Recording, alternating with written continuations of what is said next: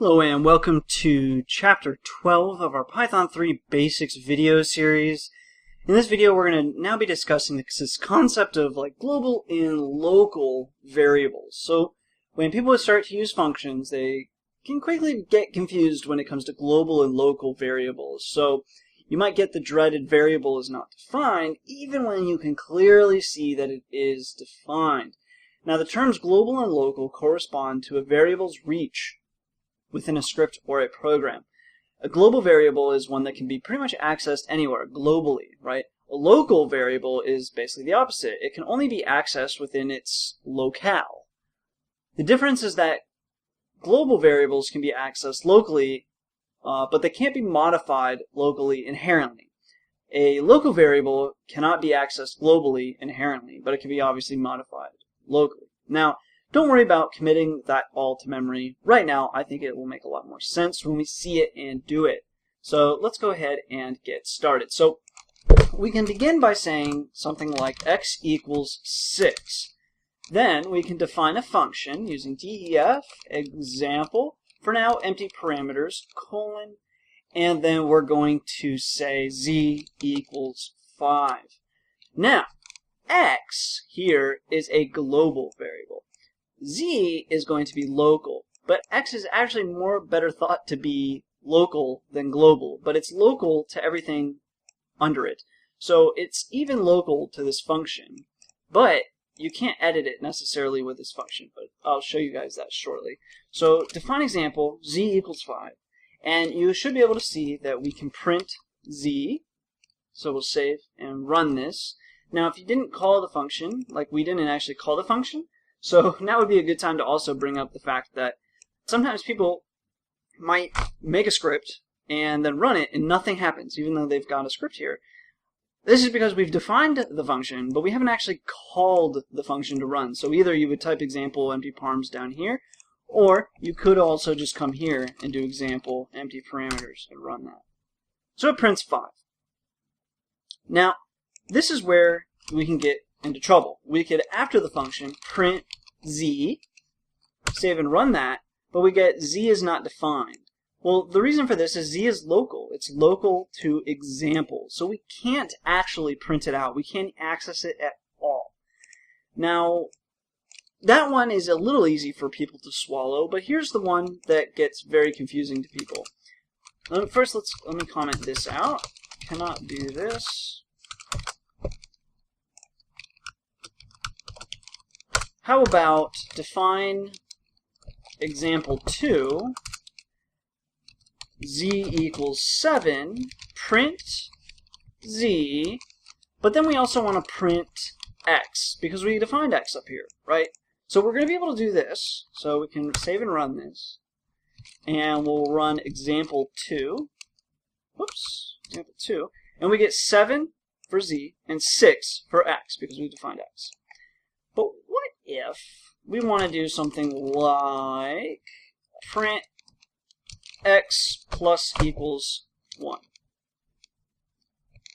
Something like that. We'll save and run that.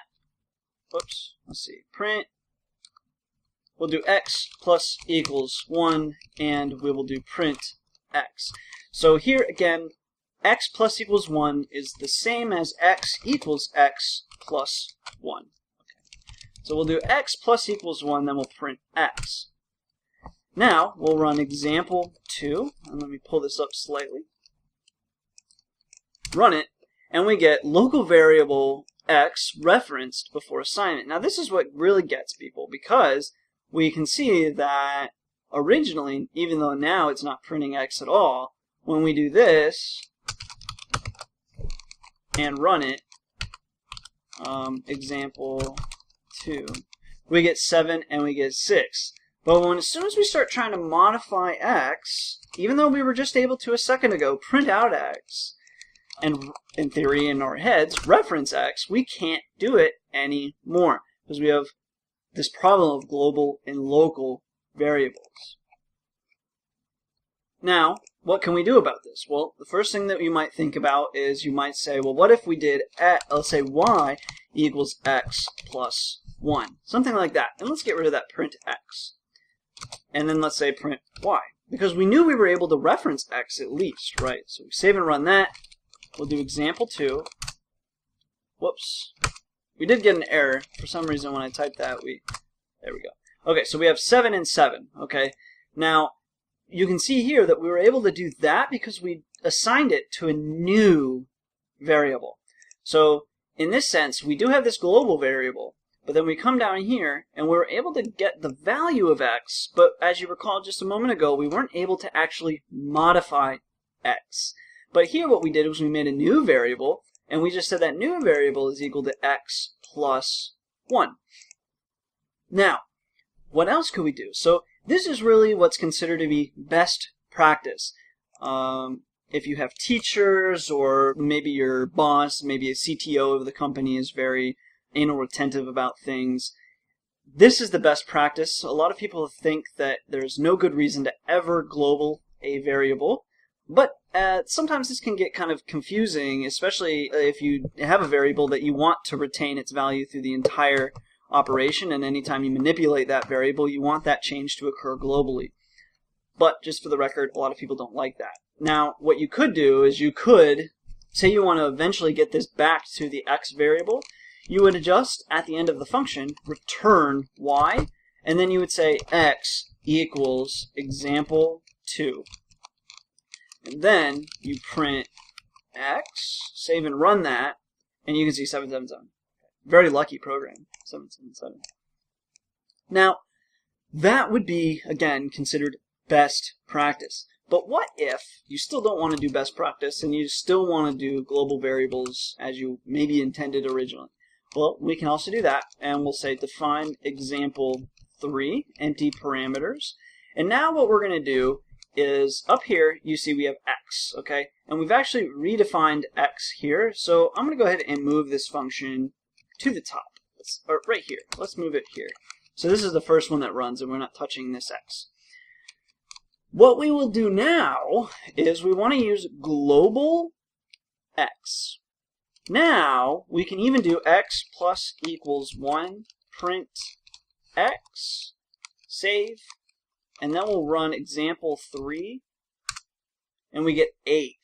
Now, print x, still 8.